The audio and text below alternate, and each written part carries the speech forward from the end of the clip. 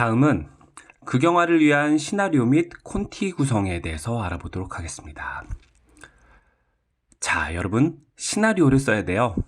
시나리오를 쓰는 거는 멋진 일입니다. 하지만 되게 어려운 일이기도 하고요. 저는 많은 사람들한테 시나리오 혹은 영화에 대한 이야기를 듣습니다. 친구도 그렇고 지나가는 사람도 그렇고 제가 영화를 한다고 그러면 이봐 일로 와봐, 내가 아주 좋은 이야기가 있어, 끝내주는 이야기야, 한번 들어볼래? 라고 한다든가, 선생님 제가 어제 꿈을 꿨는데 너무 생생하고 멋지고 드라마틱한 꿈이었어요, 이거 말씀드릴 테니까 시나리오로 만들어주세요, 영화 만들면 대박 날 거예요, 이렇게 얘기하는 경우가 있습니다. 그런데요, 자기가 생각하는 것 혹은 말할 수 있는 것까지는 좋은데 이것을 시나리오화하지 못하면 영화가 만들어지지 않습니다. 저도 그런 경험이 있는데요. 머릿속에는 정말 아이디어 좋고 재미있고 멋진 구성의 이야기인데 막상 이게 글로 쓰다 보면 재미가 없는 거예요. 아니면 잘 써지지가 않는다든가. 이거는 내 글솜씨의 문제일 수도 있는데, 거꾸로 생각하면 애초에 재미있는 아이디어인지는 모르겠지만 영화화되기에는 좀 무리가 있는 구성일 수도 있는 겁니다. 그러니까 여러분, 어떤 아이디어가 있다면 반드시 글로 한번 써봐야 돼요. 글로 써봐서 써지면 그거는 영화로 만들 수 있는 이야기가 되고요. 써지지 않으면 본인을 탓할 수도 있지만 이거는 머릿속에 있는 생각이지 실제로 구현되긴 어려운 건가 봐 라고 생각하셔도 저는 좋을 것 같습니다. 실제적으로는 시나리오가 나와야 스태프들과 배우들한테 보여줄 수 있기 때문에 시나리오로 나와지지 않으면 또 만들어지지 않는, 만들기 어려운 그런 부분이 있는 현실적인 문제도 있는 거고요. 어쨌든 시나리오는 되게 멋지고 낭만적이고 또 이렇게 어려운 건데요. 이런 것들을 어떻게 써야 되는가에 대한 말씀을 드리려고 합니다. 여러분들이 무작정 노트북을 켜고 시나리오를 쓰려고 하면 어쩌면 머리가 지근지근 아파올 수도 있어요. 그쵸? 저도 그렇습니다. 매일 노트북을 켜놓고 깜빡거리는 커셔를 보면서 눈도 깜빡깜빡거리다 결국에는 잠이 오는 경우가 많은데요. 일반적으로 2시간짜리 장편 영화가 있다고 칩시다. 그러면 이 경우에 시나리오는 A4 용지를 기준으로 해서 60매가 넘습니다. 60페이지 이상이요. 양면이 아니고 한 면으로 했을 때. 물론 그렇지 않은 영화들도 있고 좀 천차만별이긴 하지만 대략적으로 그렇다라는 얘기입니다. 근데 여러분들이 천재가 아닌 이상 처음부터 60페이지 시나리오를 단숨에 쓸 수는 없어요. 단편 영화 같은 경우는 러닝타임에 따라 물론 다르지만 만약에 10분짜리 단편 영화다, 그럼 적어도 A4 용지로 5페이지 이 정도의 안팎의 분량이 있어야 하는 게 맞아요. 마찬가지로 단편 영화도 단편 영화라고 무시할 게 아니라 5페이지짜리 시나리오를 한 번에 쓸 수는 없습니다. 만약에 천재가 시나리오 작성법을 잘 안다면 더 멋진 글을 쓸 수가 있어요, 한 번에 쓰는 것보다. 그러니까 결국에는 천재든 아니든 시나리오를 어떻게 써야 되는지에 대해서는 좀 알아야 된다라는 얘기입니다. 그러면 이렇게 분량이 많은 이 시나리오를 어떻게 써야 되느냐, 너무 걱정하지 마십시오. 저도 썼거든요. 저는 사실 바보입니다. 잘 못해요. 근데 저도 했다라는 얘기는 여러분도 하실 수 있다라는 얘기가 됩니다. 그거는 몇 개 단계가 있는데요. 그 단계를 차근차근 단계를 밟고 스텝을 밟듯이 진행하면 됩니다. 이렇게 하나씩 단계를 밟다 보면 본인이 원하는 시나리오를 쓸 수가 있습니다. 물론 여기서 말씀드리는 거는 처음에 한 단어, 한 줄부터 시작해서 몇 페이지 분량의 시나리오를 그 양적인 부분에서 쓸 수 있다라는 그런 거고요. 그런 이야기를 하자는 거고, 칸느 영화제에서 대상을 받을 만큼의 시나리오라든가 1000만 관객이 들 수 있는 시나리오라든가 이렇게 그 내용에 대한 것을 얘기하는 건 아닙니다. 그 내용을 담을 얘기, 그러니까 어떤 내용을 담고 어떤 주제, 어떤 아이디어에 대한 이야기냐 하는 것은 사실은 여러분들이 각자 고민을 해주셔야 되는 부분입니다. 제가 뭐라고 이렇게 하면 천만일 거예요. 이렇게 영화를 찍으면 이런 시나리오 쓰면 뭐 작품성을 인정받을 거예요. 이렇게 할 수는 없어요. 저도 제 시나리오가 그랬으면 좋겠거든요. 근데 이 내용을 채우는 건 어려운 거고요. 분량을 어떻게 늘려가는가에 대한 이야기를 중점적으로 말씀드리도록 하겠습니다. 먼저 시나리오 쓰려면 하고 싶은 이야기가 있어야 됩니다. 하고 싶은 이야기. 자, 여러분은 어떤 영화를 만들고 싶나요? 그리고 어떤 이야기를 어떻게 어떤 주제로 만들고 싶습니까? 시나리오를 쓰기 위해서는 먼저 내가 무슨 이야기를 하고 싶은지 알아야 됩니다. 그래서 자기 내면의 소리에 귀를 기울여야 합니다. 자, 귀를 기울여 보세요. 들립니까? 똑똑똑. 죄송합니다. 농담입니다. 네. 자기 내면의 귀를 기울여서 내가 어떤 얘기를 하고 싶었는가 이런 것들을 가만히 생각해 봐야 됩니다. 그러면 처음에는 머릿속이 흙탕물처럼 이렇게 막 있다가 나중에는 이렇게 흙탕물이 가라앉고 맑은 물이 떠오르듯이 여러분들도 생각이 정리가 될 거예요. 이렇게 내가 하고 싶은 이야기가 있는지부터 확인을 해야 됩니다. 다시 물어볼게요. 여러분은 어떤 영화를 만들고 싶나요? 이 질문에 대답하기 위해서는 먼저 주제, 소재, 내용, 캐릭터, 장르 이런 거에 대해서 생각해야 됩니다. 단순해도 상관없으니까 먼저 자기가 만들고 싶은 이야기를 아주 간단하게 생각해 보겠습니다. 그리고 말해 볼게요. 예전에 어떤 사람이 저한테 이렇게 말했습니다. 저는 회사에서 무서운 일을 겪는 직장인에 대한 영화를 만들고 싶어요. 이렇게 얘기했어요. 그러면 여러분은 이 짧은 한마디를 가지고 몇 가지 생각을 해봐야 되는 겁니다. 예를 들어서 제가 그분한테 이렇게 얘기한 겁니다. 이 영화를 통해서 말하고자 하는 주제는 무엇인지 생각해 보십시오. 회사에서 무서운 일을 겪는 직장인에 대한 영화다. 그러면 이게 나쁜 짓을 하지 말자라는 권선징악, 사필 규정에 관한 이야기인지 아니면 직장 생활에서 겪는 어려움을 묘사하고 다 함께 더불어 잘 사는 그런 회사를 만들자라든지 그런 주제가 뭔지를 한번 생각해 봐야 됩니다. 많은 사람들이 이렇게 물어보면 주제는 여러 가지예요. 이래도 되고 저래도 되고 합니다. 아니에요. 일단은 주제를 한번 좁혀서 생각해 볼 필요가 있습니다. 그래야지 흔들리지 않거든요.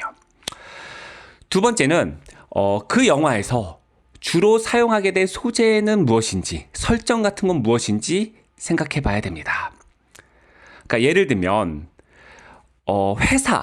회사에서 무서운 일을 겪는 직장인이라고 했잖아요. 그러면 어떤 회사에 근무하는지에 따라서 그 장소라든가 소품이라든가 분위기가 완전 달라질 수 있습니다. 예를 들어서 명동 있죠. 서울 명동 한복판에 있는 회사예요. 예를 들면은 명동은 옷가게가 많으니까 옷가게라고 칩시다.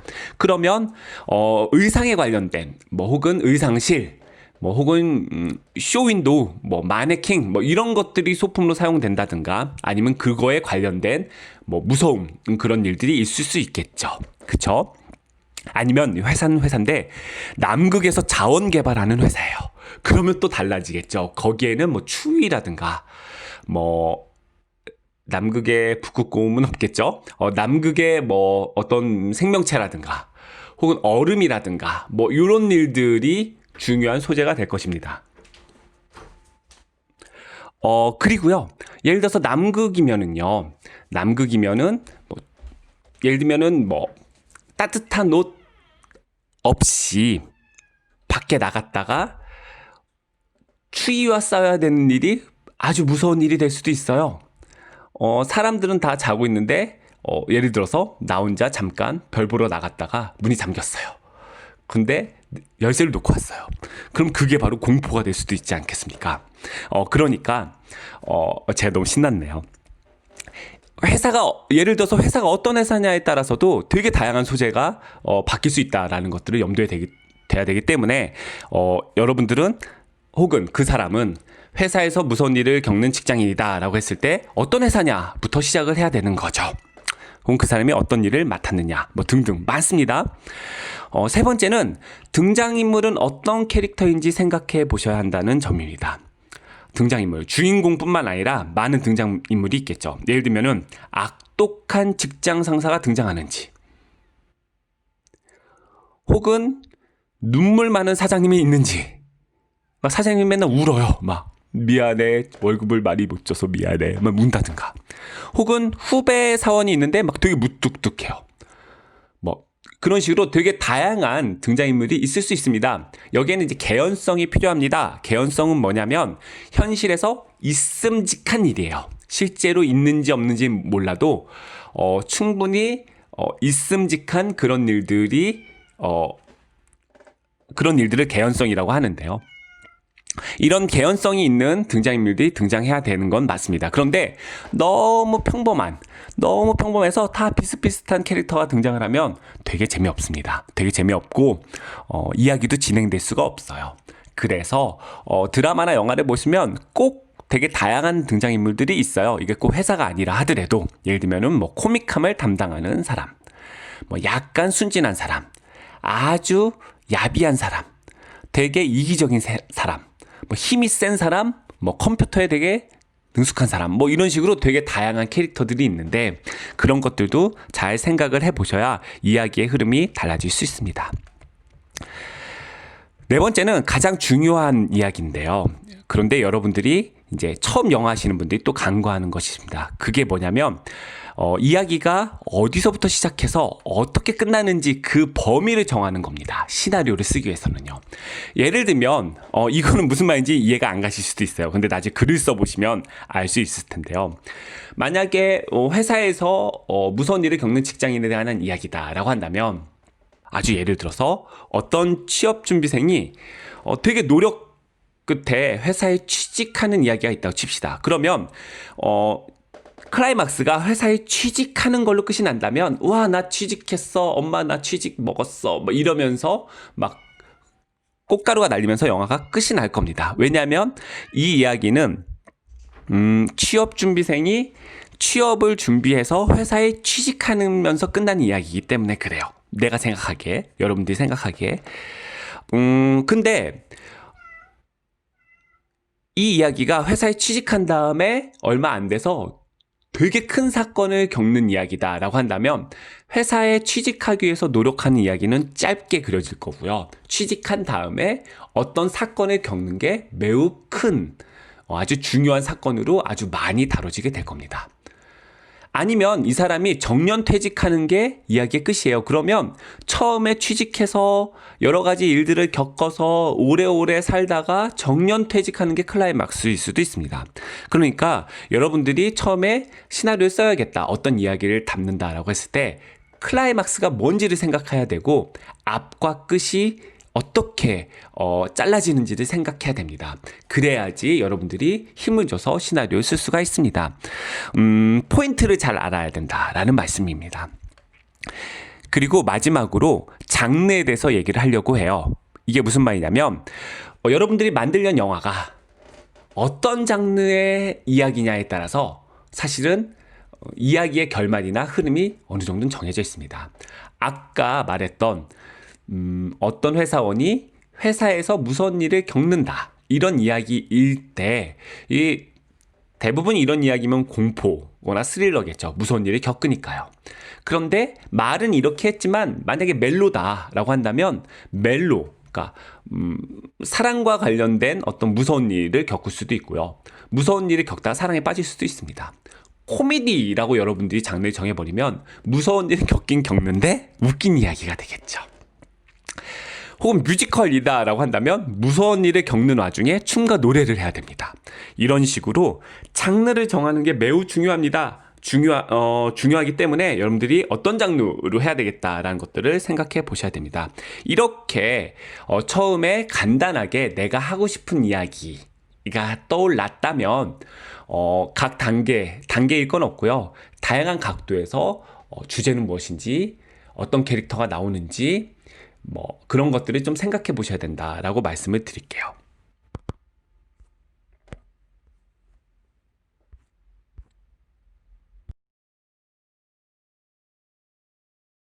자, 앞에서 장르 얘기를 했었습니다. 그렇게 끝이 났었는데요. 다시 한번 말씀을 드리면, 아까 말했던 회사원이 회사에서 무서운 일을 겪는 이야기는 누가 봐도 공포나 스릴러일 겁니다. 그런데 만드는 사람의 취향이나 상황에 따라서 사실적인 공포, 아주 드라이하고 시니컬한 공포 영화, 코미디가 가미된 공포, 막 웃긴데 무서워, 막 이런 공포 영화도 있을 수 있고요. 액션이 많은 공포가 있을 수도 있습니다. 이거는 연출자의 취향에 따라서 달라질 수밖에 없어요. 또 소재에 따라서는 회사에서 무서운 일이 일어나긴 하는데 이게 유령이 나오는, 그래서 무서운 공포 영화인지, 아니면은 연쇄살인마가 사실은 회사 동료라서 또 무서운 건지, 아니면 맨날 소리 지르고 무섭게 하는 사장님, 선배가 나와서 그 사장님과 선배 때문에 무서운 건지, 그런 이야기에 따라 또 달라질 수가 있을 겁니다.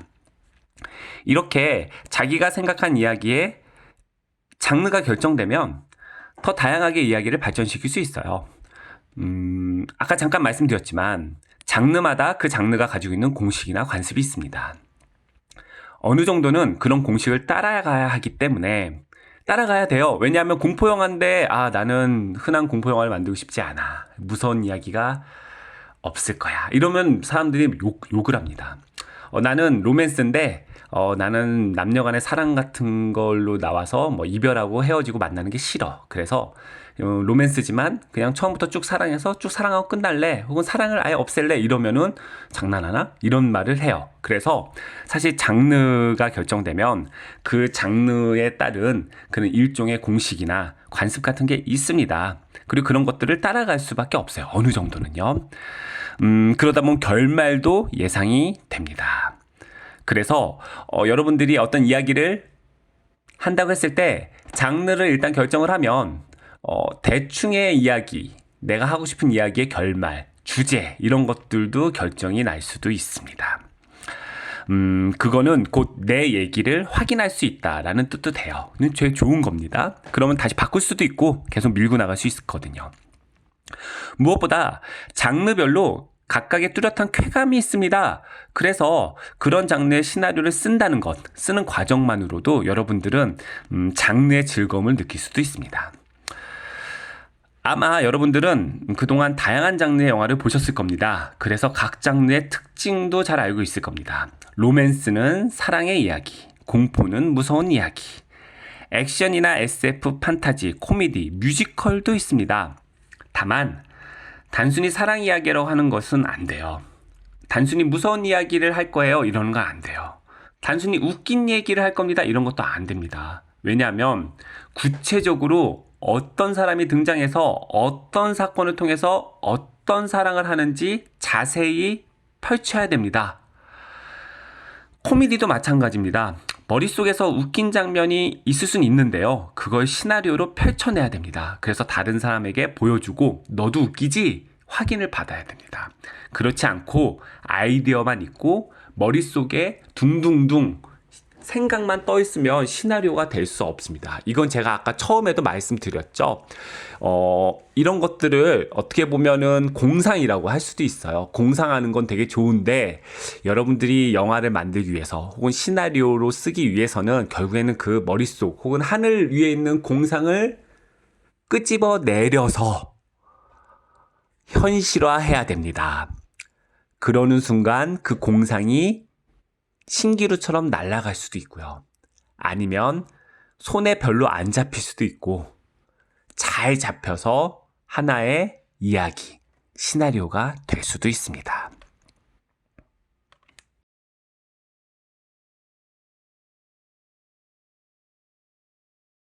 자, 여러분. 제가 시나리오에 대한 얘기를 하면서 처음에 하고 싶은 이야기가 있는지 확인해 보자. 그리고 어떤 장르로 만들래? 그 장르를 정해보자 라고 얘기를 했어요.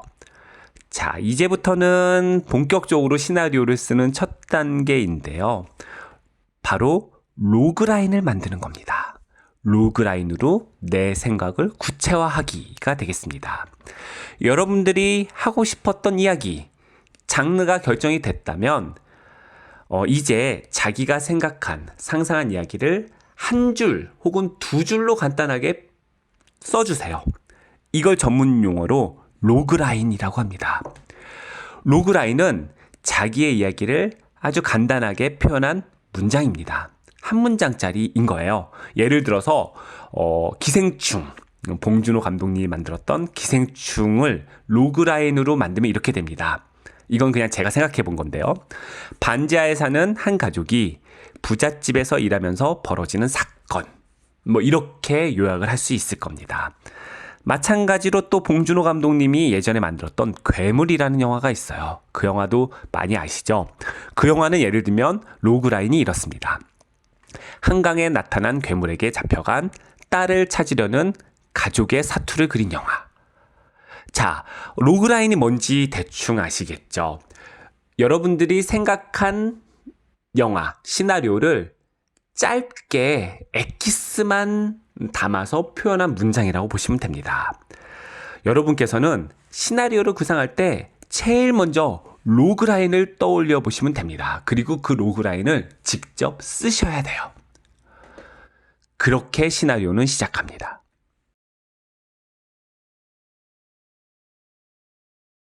자, 여러분. 제가 생각한 이야기, 장르를 정했고, 그 다음에 로그라인을 작성해 봤습니다. 그쵸? 로그라인이 이제 시나리오의 시작이라고 그랬죠? 로그라인부터 이제 시나리오를 시작해 볼게요. 자, 그 전에 시나리오는 무엇인지 생각을 해 봅시다. 다시 돌아가서. 자, 시나리오는 뭘까요? 시나리오는 극영화를 만들기 위해 작성하는 이야기입니다. 이야기라는 점에서 내러티브가 있고 기승전결이 있다는 점에서는 소설과 비슷합니다. 그런데 지문, 대사, 씬 넘버 이런 것들이 있거든요. 그래서 그런 고유한 형식을 갖추고 있기 때문에 소설과는 다른 시나리오만의 특징을 가지고 있습니다. 또 시나리오는 희곡과도 비슷하지만 또 달라요. 희곡이 뭔지 아시죠? 희곡은 연극을 상연하기 위해 만든 어떤 그런 겁니다. 하지만 시나리오는 영화를 만들기 위한 것입니다. 그래서 영화를 만들어서 상영하려는 목적이 있기 때문에 희곡과도 다릅니다. 예를 들면 희곡은 연극 무대가 어떤 무대의 제한점 같은 것들이 있기 때문에 희곡은 사실 대사 위주인 경우가 많습니다. 근데 영화는 대사도 중요하고 명대사 이런 것도 있긴 하지만 대사보다는 어떤 행동이라든가 비주얼적으로 보여주는 것들, 그러니까 지문이 더 중요할 수도 있는 그런 차이가 있다고 보시면 됩니다. 이런 시나리오는요, 로그라인으로부터 시작을 해요.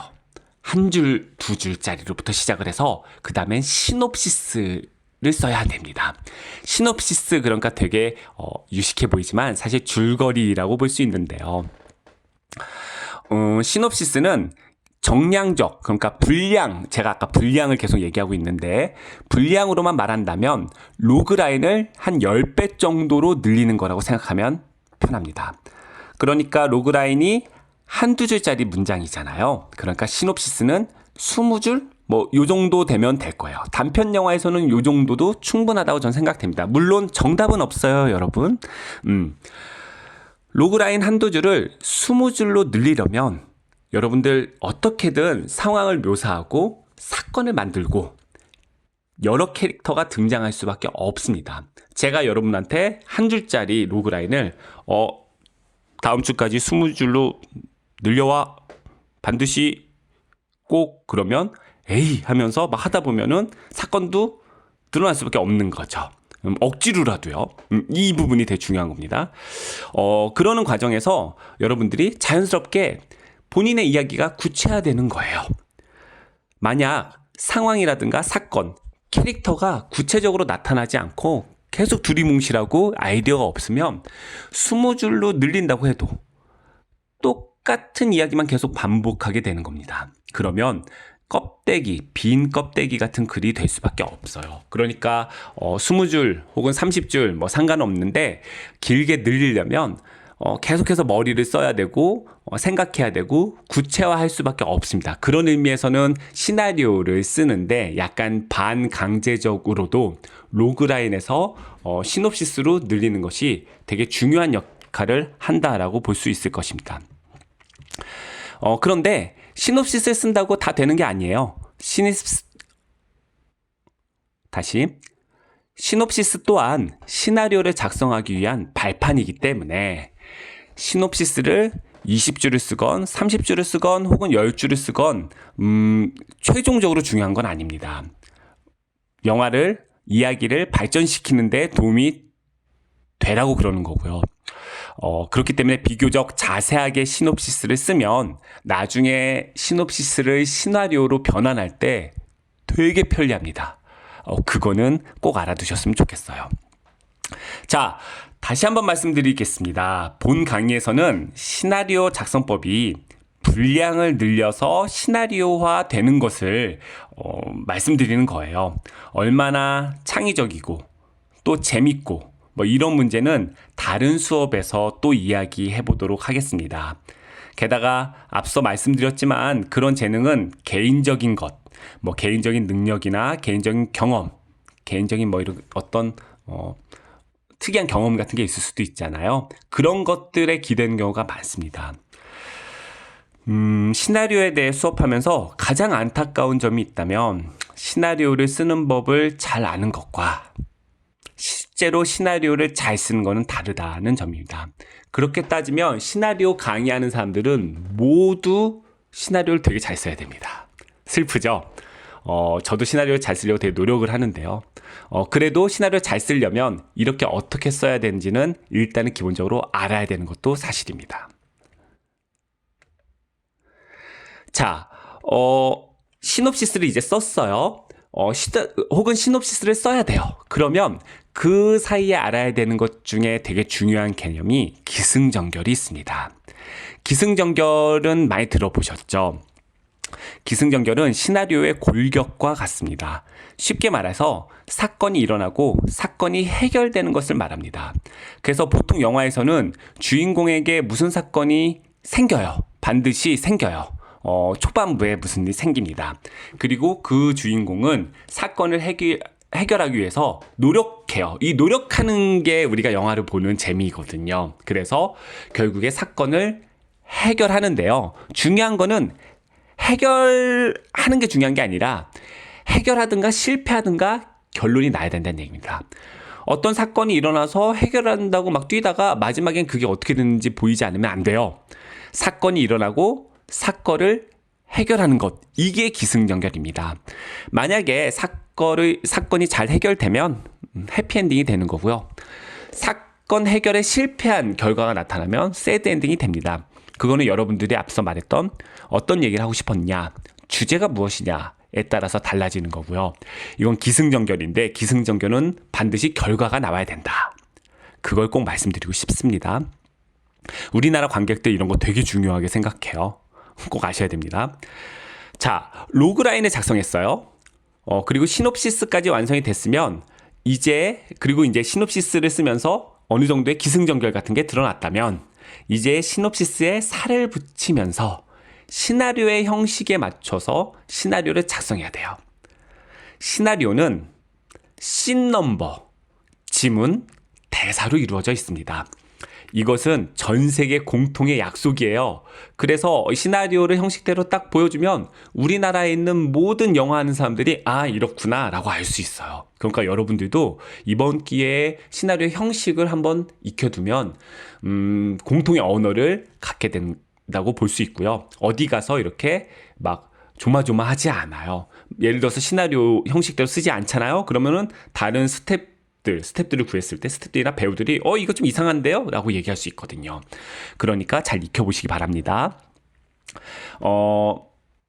시나리오는 영화를 만들기 위한 안내서 형식이기 때문에 그런 형식이 나타난 것은 누가 읽어도 이해할 수 있도록 쉽게 써야 되고 또 주관적인 아무나 표현을 쓰면 안 되고 정해진 약속대로 쓰자고 만들어진 거예요. 그런 얘기를 다시 한번 강조드리겠습니다. 자, 그러면 실제 시나리오 형식을 보면서 설명해 보기로 하겠습니다. 짠 하면은 아마 시나리오 형식이 뜰 거예요. 짠! 자, 보셨죠? 이거는 시나리오인데요. 인형놀이라고 하는 아주 작은 간단한 단편 영화의 시나리오입니다. 그리고 일신이 나와 있어요. 보시면 S샵 1이라고 되어 있고 동아리방 슬러시 오후 이렇게 되어 있습니다. 이게 여기 앞에는 S샵 1 이게 씬 넘버입니다. S는 시나리오의 S라고 보통 얘기를 하고요. 이게 1신이거든요. 숫자 1이 되어 있잖아요. 이게 1, 2, 3, 4, 5, 6, 7, 8, 90해서 많으면 장편 영화 같은 경우는 120신, 150신까지 가기도 하고요. 단편 영화는 5신에서 끝나기도 하고 1신에서 끝난 영화들도 있고 10신, 20신 이렇게 짧게 갑니다. 근데 이 씬 넘버는 어떻게 붙이느냐? 씬 넘버는 장소나 시간대 중에서 하나가 변하면 씬 넘버가 바뀝니다. 장소나 시간대가 뭐냐? 그 옆에 있는 동아리방, 오후 이런 겁니다. 특히 이제 시간대 같은 경우는요.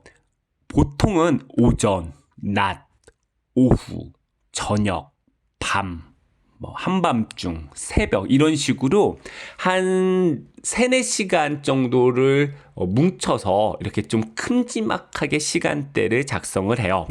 그래서 솔직히 말씀드리면 시간대가 바뀌어서 씬 넘버가 바뀌는 경우는 잘 없어요. 예를 들어서 하루 동안에 일어난 일이다.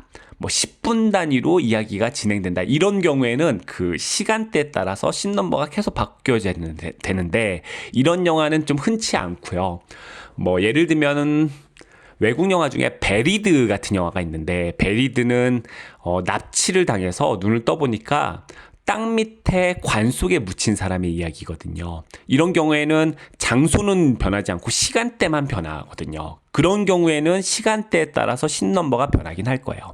그런데 여러분들이 쓰시고자 하는 단편 영화 시나리오라고 한다면 보통은 장소가 바뀌면 씬 넘버가 바뀐다라고 이해를 해두시면 좋습니다. 어쨌거나 장소 혹은 시간대가 바뀌면 씬 넘버가 바뀌는 거는 아시고요. 자, 보시면 암전 상태로 시작을 해서 은빈이라는 캐릭터가 그때는 정말 몰랐다. 인형 하나 때문에 그렇게 큰 일이 일어날 줄은 땡땡땡 이렇게 되어 있는데 그 앞에 N이라고 써 있잖아요. 이거는 나레이션의 줄임말입니다. 그러니까 이 영화가 만약에 만들어진다면 처음에 암전, 깜깜한 상태에서 은빈이라는 인물의 목소리로 시작을 하는 거겠죠. 그런 다음에 밑에 보시면 불이 서서히 켜지면서 이 이야기는 실제로 촬영하면서 불이 켜질 수도 있는데 보통은 편집에서 합니다. 편집에서 페이드인이라고 하는데요. 암전으로 시작했다가 점점 밝아지면서 실제 어떤 공간에 인물들이 보이는 거겠죠. 그러면 은비는 의자에 앉아있고 다영은 팔짱을 낀 채 서 있다. 다영은 못마땅한 표정을 짓고 있다. 은빈은 다영의 눈치를 살핀다. 탁자의 인형을 만지작거리는 은빈. 이렇게 되어 있죠. 요거를 지문이라고 합니다. 지문은 인물의 동선, 인물의 위치, 장소의 상태를 설명합니다. 그래서 여기도 보시면은 은빈은 의자에 앉아있다 라고 되어 있잖아요. 그렇게 은빈은 의자에 앉아있어야 되고요. 앞에 탁자도 있는 것 같고 인형을 만지작거리는 그런 동작들을 지시하고 있죠. 그리고 다영은 서 있어요. 서 있는데 팔짱 끼고 있고 못마땅한 표정을 짓고 있어요. 그러면서 은빈은 다영의 눈치를 보겠죠. 이런 것들을 보면 뭔가 은빈이 잘못을 했거나 좀 미안한 게 있어서 다영이 화가 나서 은빈을 쳐다보고 있는 요런 식의 장면이라고 생각할 수 있을 겁니다. 그쵸? 이게 지문이에요. 지문은 이런 것들을 설명해 주는 거고요. 그러고 나서 은빈이 대사를 칩니다. 아, 그러지 말고 앉아 라고 얘기를 하죠. 그 앞에 보시면 가로 열고 닫고 다영에게 미소 지으며 라고 되어 있는데요. 이렇게 큰 동작이나 동선이 아니라 표정이라든가 뭐 분위기 아니면 간단한 손동작 요런 것들은 지문 앞에 가로를 이용해서 나타냅니다. 이거를 일일이 지문으로 하면 좀 헷갈릴 수도 있어요. 그래서 은빈만 알면 되는 거기 때문에 살짝 미소를 짓는다 이런 식의 지시를 써주는 거죠. 이것도 일종의 지문이라고 할 수 있는데 지문이라기보다는 그냥 대사 앞에 첨가하는 게 훨씬 낫습니다. 그렇게 말하면 이제 다영이가 내키지 않지만 자리에 앉는다 이런 식으로 써 있죠. 그러면 대사가 끝난 다음에 자리에 앉을 것입니다. 이런 것들을 보시면 여러분들이 1신에서 오후 때 동아리 방에서 은빈과 다영이 있는데 은빈이 뭔가 잘못해서 눈치를 보고 있고 다영은 그런 은빈을 쳐다보고 있고 그러다가 은빈이 좀 미안해하면서 야 앉아 라고 얘기하면 앉는구나 라는 것을 머릿속에 그리실 수 있을 겁니다.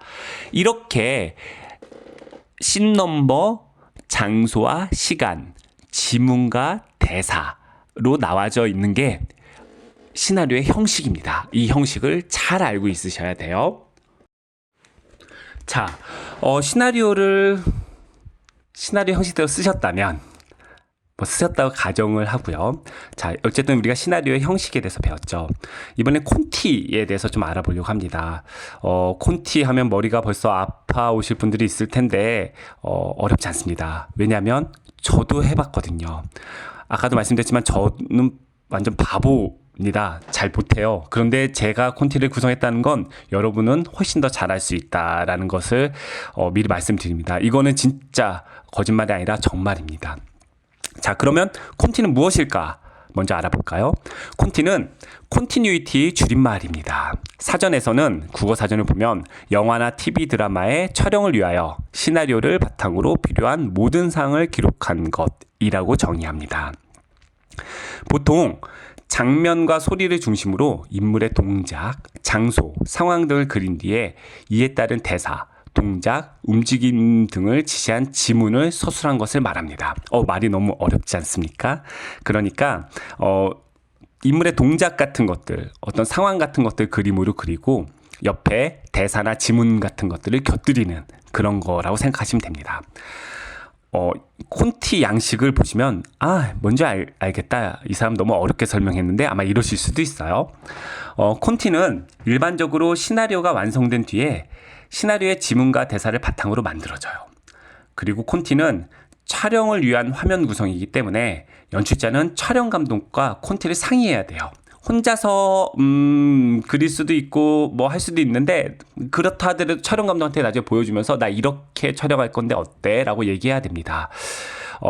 촬영 감독이 영화에서는 이 화면, 비주얼을 담당하는 분이기 때문에 연출자가 막 나는 연출이고 너는 촬영 감독이고 그러니까 내 맘대로 해 이러시면은 안 됩니다.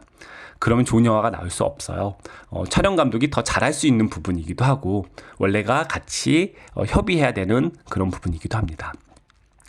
콘티를 그릴 때 그림 솜씨는 상관없습니다. 최소한 연출자와 스태프가 알아볼 수만 있게 그리면 돼요.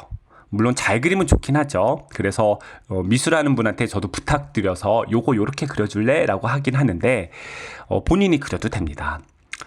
그리고 같은 시나리오라 하더라도 연출자에 따라서 콘티 구성이 완전 달라져요. 감독의 성향 따라 다르거든요. 그래서 저는 그렇게 생각합니다. 콘티 구성이야말로 연출자의 개성이다라고요. 예를 들어서 똑같은 시나리오가 있다고 칩시다. 그랬을 때 박찬욱 감독님이 콘티를 그렸어요. 봉준호 감독님이 그렸어요. 혹은 홍상수 감독님이 그렸어요. 그거에 따라서 아마 화면 구현이 다 다를 겁니다. 여러분들도 마찬가지일 거라고 생각이 돼요. 그러니까 이거를 나의 개성이다라고 생각을 하고 콘티에 관심을 가져주시면 좋겠습니다.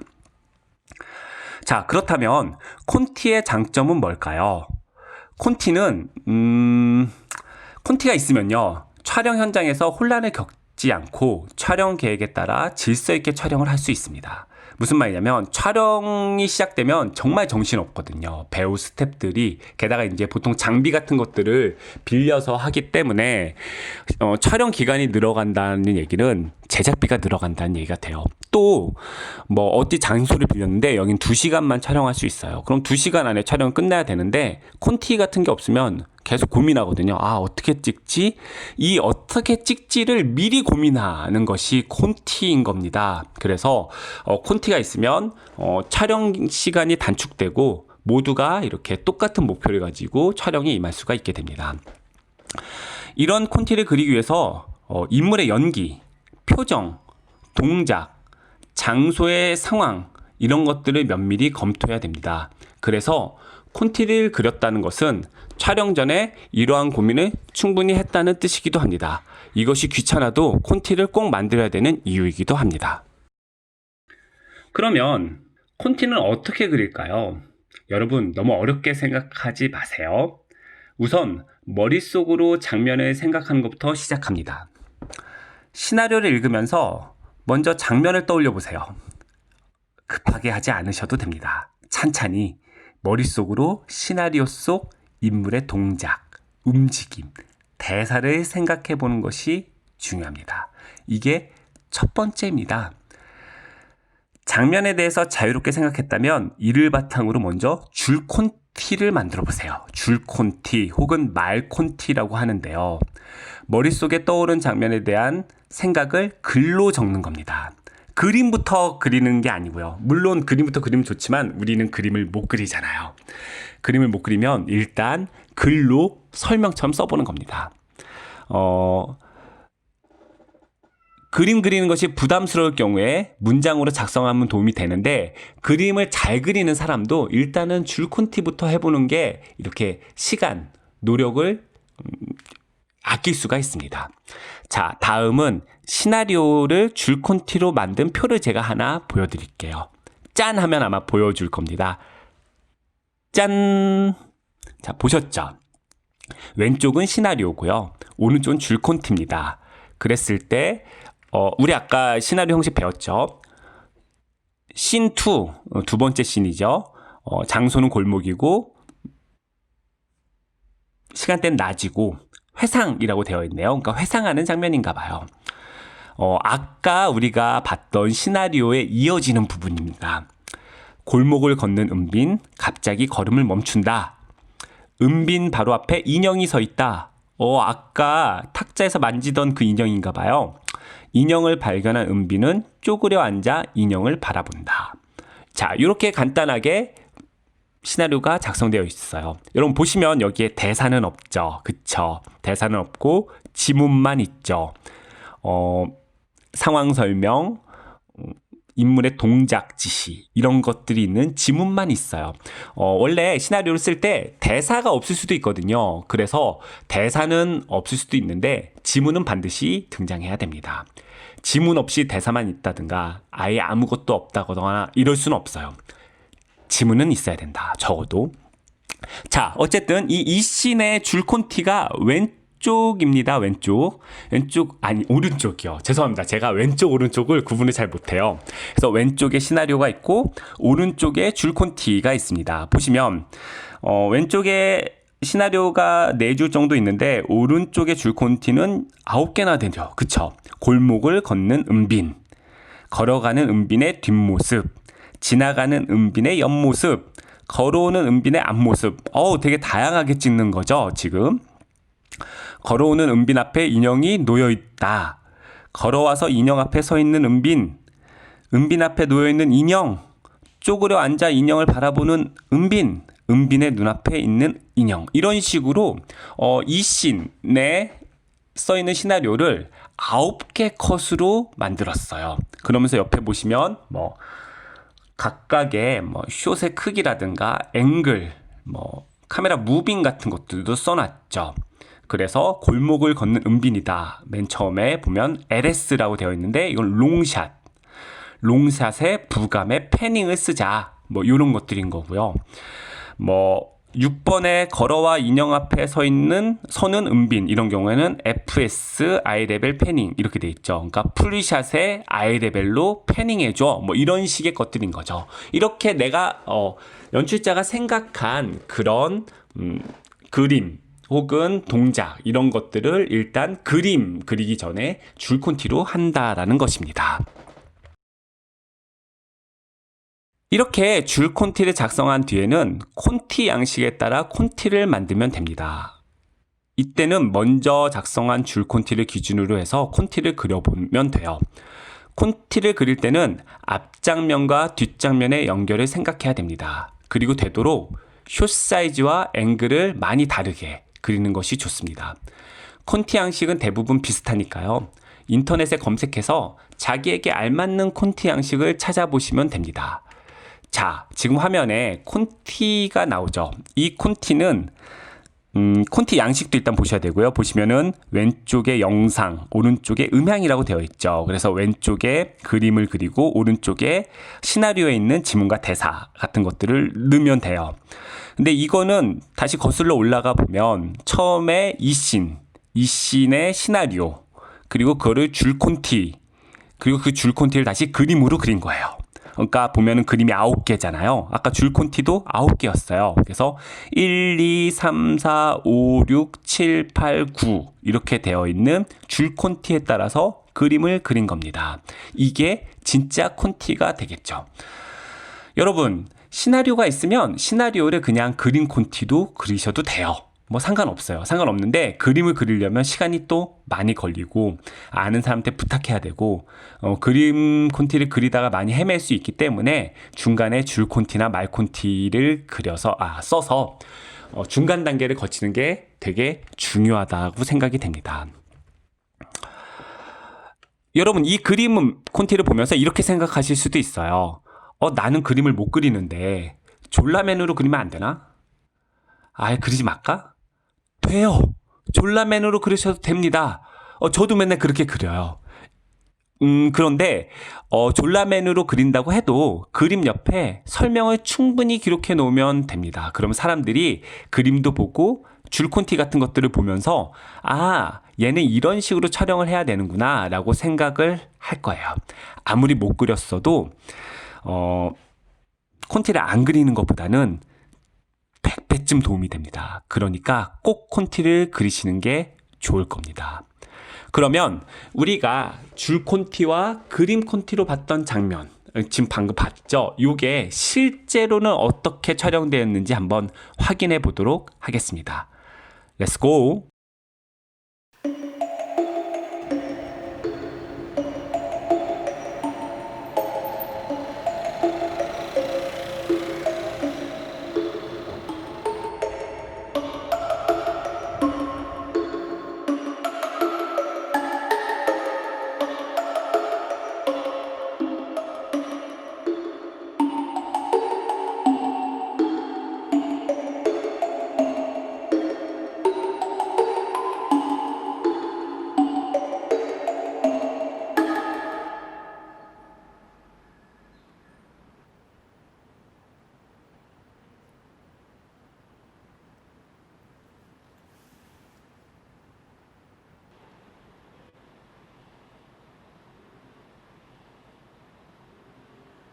지금까지 극영화 프로덕션의 3단계 그리고 시나리오 구성에 대해 알아봤습니다.